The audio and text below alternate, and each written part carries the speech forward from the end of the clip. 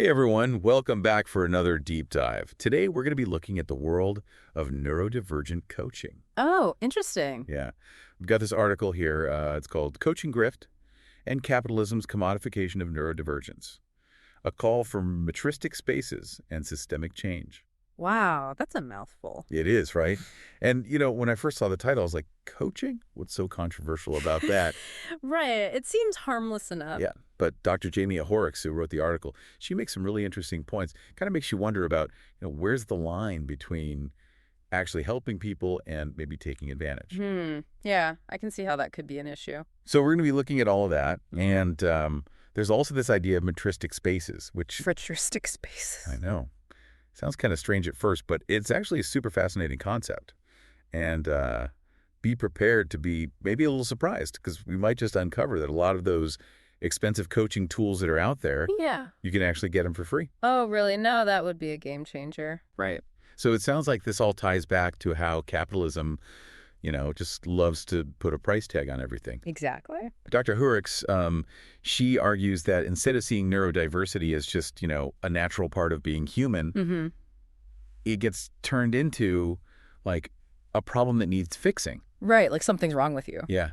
And then, of course, the solution is spend a ton of money on these coaching programs.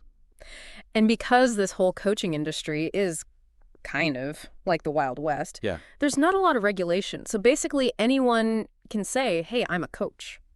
That's a little scary, to be honest. It is, right. I mean, how do you know who to trust? The article even compares it to, like, they manufacture the need, make you feel insecure, and then, bam, they hit you with the solution. It does feel a little predatory when you put it that way. Yeah, it's definitely something to think about, especially for folks who are maybe already struggling financially. Absolutely. Like if you're already feeling like you're not good enough. And then you're told you need to spend all this money to fix yourself, it's easy to see how people could fall into that trap. So, not saying all coaching is bad, Right. but it's important to be aware of what's going on. Absolutely. Being critical is key. Okay, so let's shift gears a bit and talk about productivity culture. Yeah. This whole idea that we have to be on all the time, Yeah. constantly producing, constantly achieving. What do you think, how does that impact people who are neurodivergent? Well, I imagine it's pretty tough, when you're constantly being pushed to be efficient and productive and you think differently. Yeah. It can make you feel like you're always failing. Like you're always trying to fit into a box that wasn't made for you. Right. And then you start blaming yourself, thinking, what's wrong with me? Yeah, that's the worst. And Dr. Hoerricks, she points out this interesting thing. She says some coaches actually take those basic accommodations, things you might find in an IEP, and they repackage them. What? Like really basic stuff? Yeah, stuff like visual reminders, Yeah. checklists. Wait, so things that are often free in schools, they're selling them as some kind of premium coaching tool. Exactly. Come on, that just seems a bit shady, don't you think? It does raise some eyebrows for sure. I mean, it just reinforces the idea that being neurodivergent is something that needs fixing rather than just, accommodating different ways of learning and working. Okay, so we've talked about some of the downsides of the coaching industry, but Dr. Hoerricks offers an alternative, and that's where these matristic spaces come in. Yeah, that's what I'm curious about. What exactly are matristic spaces? Well, the term comes from the work of Maria Gimbutas, who studied these ancient cultures that were all about, collaboration, care, mutual support. Think of it as like the opposite of those, hierarchical power structures we see everywhere. Interesting. So instead of trying to force everyone to conform, matristic spaces are about celebrating our differences and supporting each other. Exactly. So instead of that pressure to fix yourself, it's more about creating supportive environments where everyone can thrive. Okay, now that makes a lot more sense. But can you give me a real-world example? Like, what would a matristic space actually look like? Sure. Imagine like a neurodivergent-led community garden where people share their skills and resources. Or maybe a co-working space that's specifically designed to accommodate different sensory needs. I love that. Yeah, it's about recognizing that everyone has something unique to offer. And it's about creating a space where those differences are valued. It sounds like a much more sustainable and empowering approach than just constantly trying to fit into a system that wasn't built for you. Exactly. And it's not just about individual adaptation. It's also about challenging those systems that create these inequalities in the first place. Right. We can't just keep putting Band-Aids on the problem. We need to address the root causes. So this leads to a bigger question. What role does capitalism play in all of this? Yeah, that's a big one. Because Dr. Hoerricks argues that capitalism, with its focus on profit above all else, actually makes a lot of these issues worse. That makes sense. When profit is the driving force, it's easy to exploit people and systems. Exactly. And so, it makes you think, are we talking about completely dismantling capitalism? Yeah. What would that even look like? Yeah, that's a huge question. It is. But the article suggests exploring some alternative models, like universal basic income, Okay. cooperative ownership, stronger public services, Yeah. Systems where people and well-being come before profit.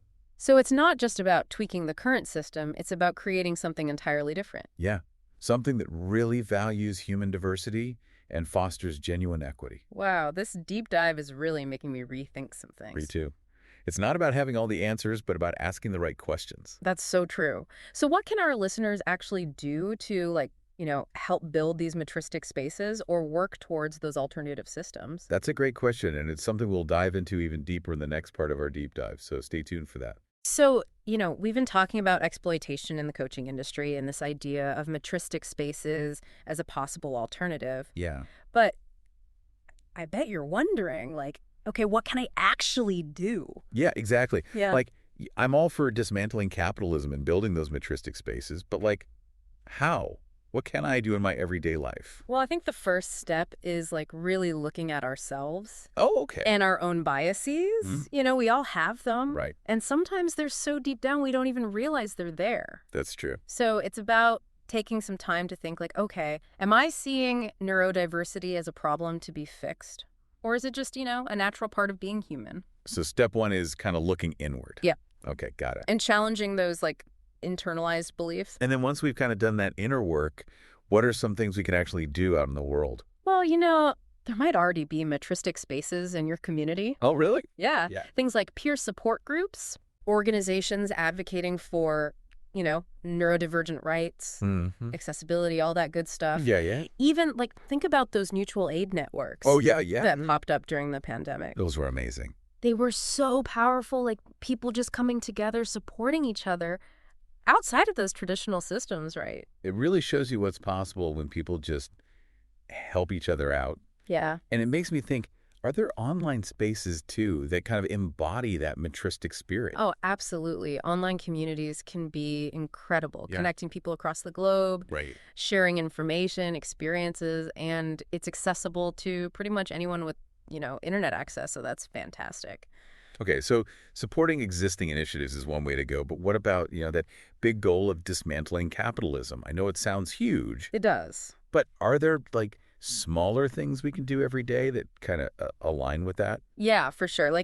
Supporting worker-owned cooperatives, that's a real way to shift power away from those traditional structures. Yeah. And advocating for policies like universal basic income, that can create a safety net for everyone, right? So it's about making those systemic changes, but also starting with what we can do right now. Exactly. And, never underestimate the power of just talking about these issues. Oh, absolutely. Conversations are so important. With your friends, family, colleagues. It raises awareness, normalizes these conversations. Totally. Even those small actions can add up. Exactly. Every little bit helps. Let's say you're a teacher. Mm-hmm.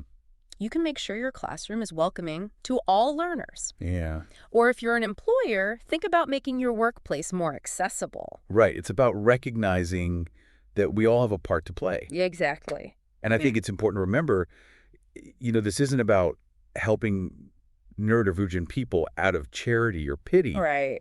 It's about recognizing that they bring so much to the table. Mm-hmm.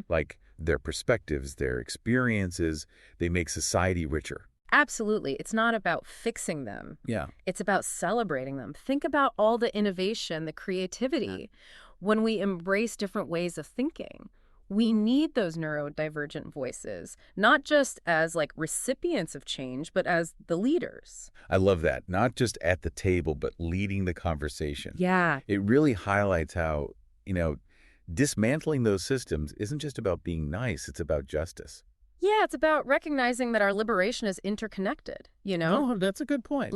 Dr. Hoerricks emphasizes that this isn't just about neurodivergent individuals. Yeah. It's about dismantling systems that hurt us all, even if it's in different ways, right? So it brings us back to that idea that we're all connected. When we fight for the rights of one group, we're fighting for everyone. Exactly. Disability justice, racial justice, economic justice, environmental justice, it's all connected. So if we want a world where neurodivergent folks can truly thrive, we need to be working towards a world where everyone can thrive. And that means being critical thinkers, Yeah, man. questioning those assumptions, challenging those harmful systems, right? And being willing to imagine something completely different, like stepping outside those boxes and saying, what if? That's what it's all about. It's a beautiful vision. It is. And it might seem idealistic, but it's worth fighting for. Absolutely. So as we start to wrap up, what's like one final thought you want to leave our listeners with? I think it's this. Remember that building a just world is a process. It's not about reaching some perfect utopia. It's about constantly striving for progress, for inclusion, for liberation. And it starts with each of us, right? Like the choices we make, the conversations we have. Every act of kindness, every challenge, every step towards creating a welcoming space, it all adds up. So keep learning, keep questioning, keep fighting for that world where everyone can thrive. We're all in this together. Now let's wrap things up and hear some final thoughts in part 3. You know, it's really powerful how Dr. Hoerricks connects this, like, fight for neurodivergent liberation to all these other movements for social justice. It is, yeah. Like, it reminds us we're not alone in wanting a better world, you know? Exactly. When we see how our struggles are connected, we can tap into this, like, collective power that goes beyond just our individual experiences. It makes me think of that quote, injustice anywhere is a threat to justice everywhere. Oh, yeah. That's a good one. It really speaks to that idea, right? We can't just achieve freedom for one group without dismantling the systems that are hurting everyone. Yeah, and that's why it's so important to build coalitions and, find common ground and support each other's movements. We're stronger together, for sure. So where do we go from here? We've talked about the problems with coaching, the potential of matristic spaces, this need for collective action. Yeah. What's like the one thing you want our listeners to take away from all of this? I think it's this. Embrace complexity. Neurodiversity is complicated, just like, any part of being human. Yeah. There's no easy answer, no one-size-fits-all solution. So it's about, like, thinking critically and digging deeper and not just accepting things at face value. Exactly, and recognizing that we're all still learning and unlearning, right? We might not have all the answers, but we can be open-minded, compassionate, and ready to challenge the way things are. And that's what makes this whole deep dive so interesting. It's not about giving easy answers, but about, like, making people think. Yeah. And hopefully sparking some action out there in the world. Absolutely. And I hope people feel a sense of hope, too. Yeah. The world we want is possible, but it takes boldness, creativity, and working together. I like that. Yeah. So as we wrap up, what's one final thought you want to leave our listeners with? Something to, like, think about as they go about their day? I think it's this.